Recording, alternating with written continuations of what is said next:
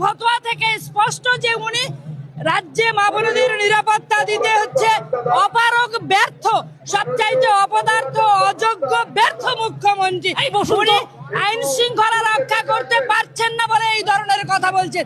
রাজ্যের যারা ধর্ষক, যারা দুষ্কৃতী, যারা এন্টি সোশ্যাল, তৃণমূলের মদতপৃষ্ট, তারা উৎসাহিত হচ্ছে।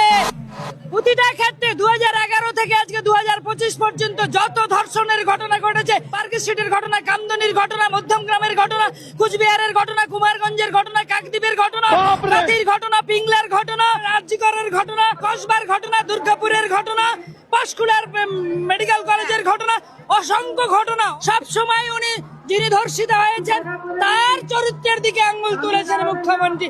উনি ধর্ষকদের পক্ষে অবলম্বন করেছেন এবং কোন ক্ষেত্রে দৃষ্টান্তমূলক শাস্তি হয়নি বলে রাজ্যে উত্তরোত্তর ধর্ষণের ঘটনা বেড়েই চলেছে। উনি সব সময় মিথ্যা কথা বলেন। আর মুখ্যমন্ত্রী এখানে যখনই কোনো ঘটনা ঘটছে, শ্লীলতাহানির ঘটনা, ধর্ষণের ঘটনা, গণধর্ষণের ঘটনা, খুনের ঘটনা, 1 বছর আগে আরজি করের ঘটনা, উনি তো বাইরে বেরোননি, অভয়া বোনটা তো বাইরে বেরোনি।